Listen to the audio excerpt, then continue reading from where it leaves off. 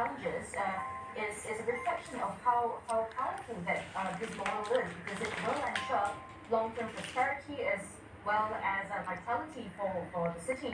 And just comparing this to the speech 5 years ago he made in 2017 during Hong Kong's 20th anniversary of its handover, it's not that different. Back then he urged residents to believe in the city, believe in China, and to also again tap on regional opportunities. Back then it was the Belt and Road Initiative. And the political situation back then was very different from now because in between 2017 and now, we saw the political unrest of 2019. We have also seen the COVID-19 pandemic. So there have been crackdowns on pro-democratic supporters as well as protesters. So effectively quashing all sorts of opposition voices. So both speeches do reflect similar themes of unity and cooperation. But in this year's speech, we are seeing a greater emphasis on moving forward after the unrest of 2019. Deborah, Mr. Xi has, we know, not left mainland China since the start of this pandemic. So what is the significance of his presence in Hong Kong today?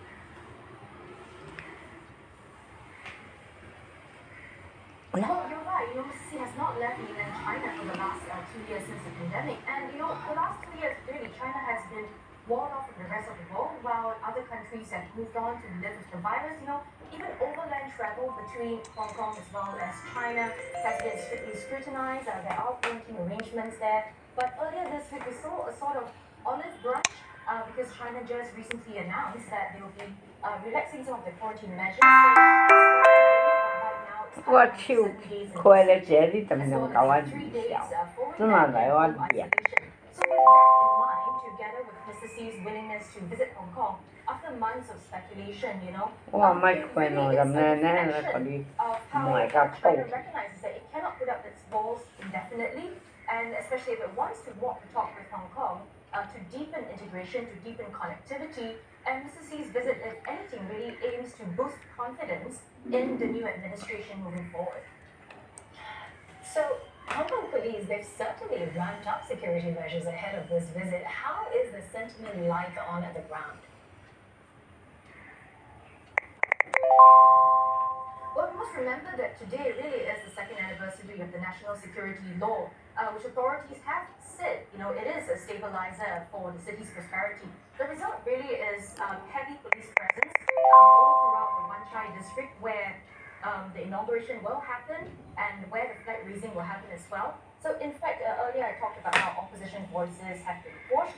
The League of Social Democrats as an opposition party, they have put out a statement warn them against organizing any sort of protest, and members were in fact questioned. The houses were searched according to the chairman of Firewall on Facebook earlier.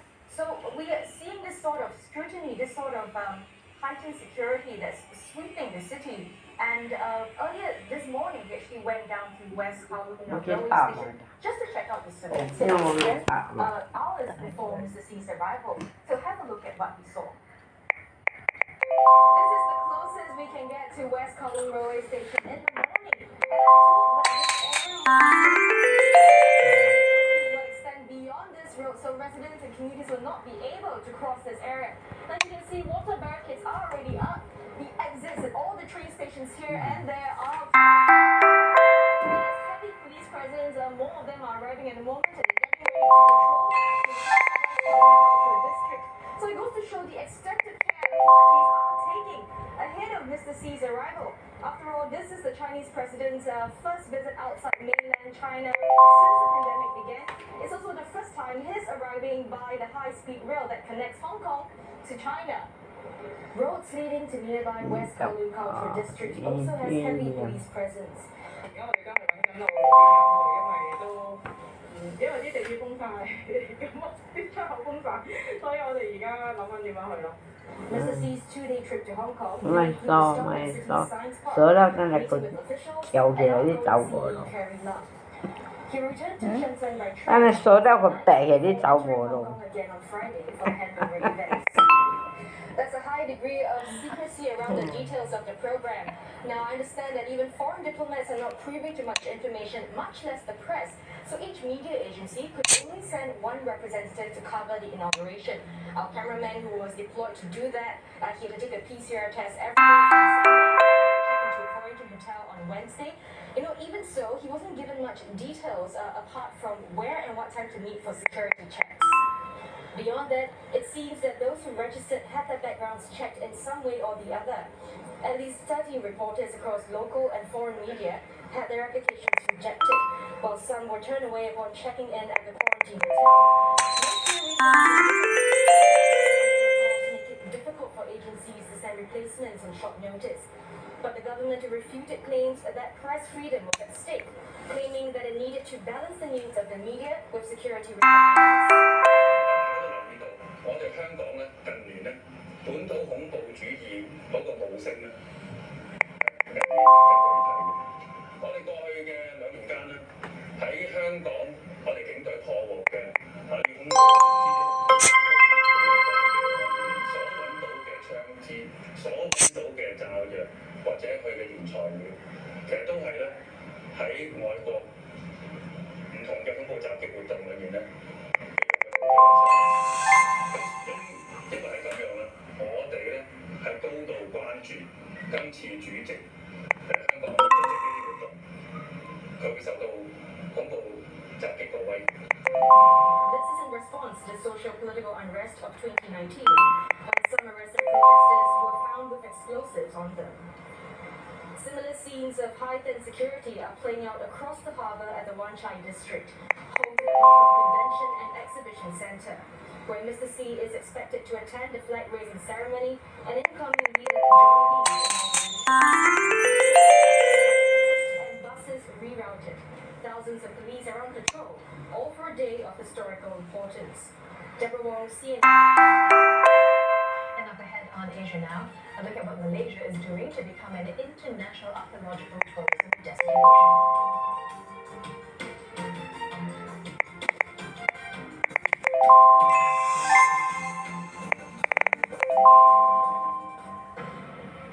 Very stinky. I'm in Johor, double hatching eggs, chicken farm. Are these chickens dead? Yeah, ini biasa. I want to find out what it would take to stabilize supplies in Malaysia. So does having a closed house actually help with disease management? Along the export can create more shortages. When will we get our fresh chickens back? Talking Point, Friday on CNA. The DNA of sleep.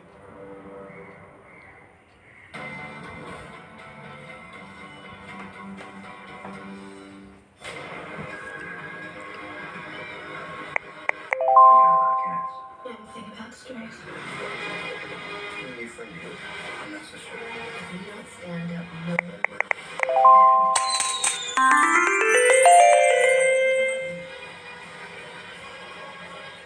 That's all your life, Mike. Really? I know.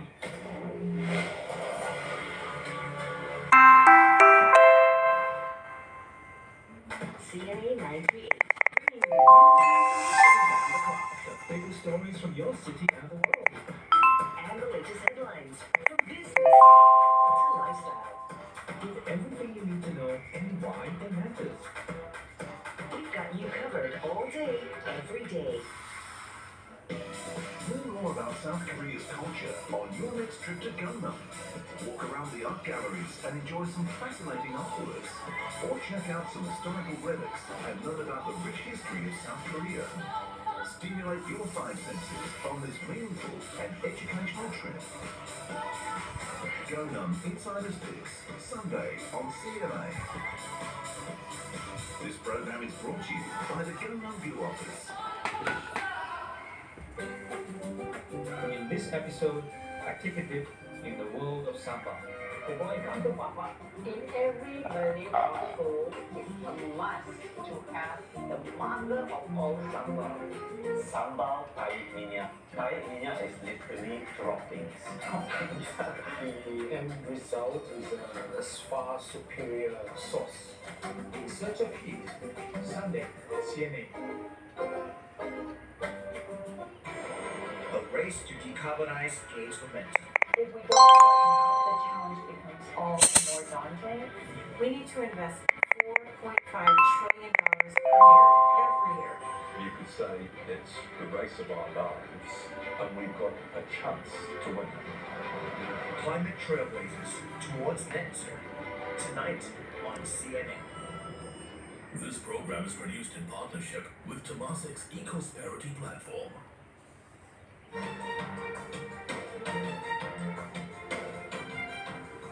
The Education Minister for the Australian state of New South Wales has urged the federal government to fast-track visas for math and science teachers.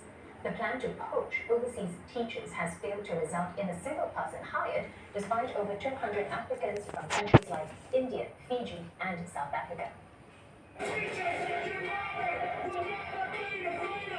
It comes as teachers from public and Catholic schools across the state stage a 24-hour strike. Up to 70,000 teachers and support staff are stopping work to pressure the government to act on what they say are crippling shortages and uncompetitive salaries. It's expected to have impact on about 1 in 4 public schools in the state. Teachers in Canberra have also joined in the industrial action. And it's the first time teachers from government and Catholic schools have taken strike action together. This is the third round of industrial action by teachers in 7 months. The state's teachers' union has described the government's 3% pay offer as an insult that falls below inflation. Doctors and bankers in Sri Lanka have taken to the streets to demand the government resolve a severe fuel shortage or step down. Left with just enough fuel for about a week and fresh shipments at least 2 weeks away, the government restricted supplies on Tuesday to essential services. But medical staff say they're struggling to find enough fuel to get to work despite being designated essential workers.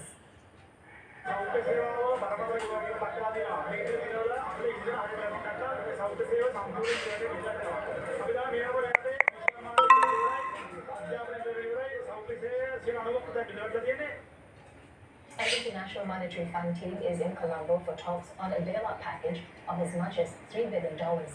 Sri Lanka hopes to reach a preliminary agreement by today, but it's unlikely to bring immediate funds.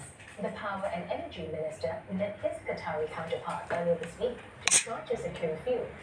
Another minister is visiting Russia at the weekend in search of energy deals. The Lenggong Valley in Malaysia's northwestern state of Perak was listed as a UNESCO World Heritage Site in 2012. But a decade on, unlocking the potential of Lenggong as an international archaeological tourism destination remains a challenge. Melissa Go has more from the heritage site.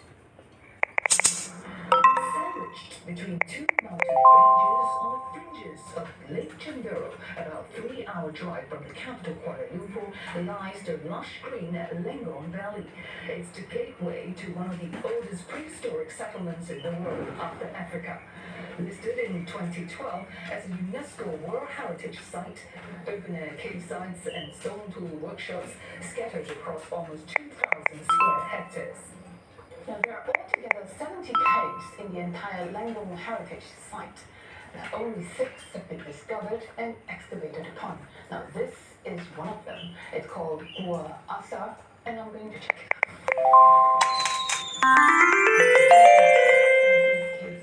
Really have to gently squeeze through. Now, this cave is one of the most important caves in the Lenggong Heritage Site. It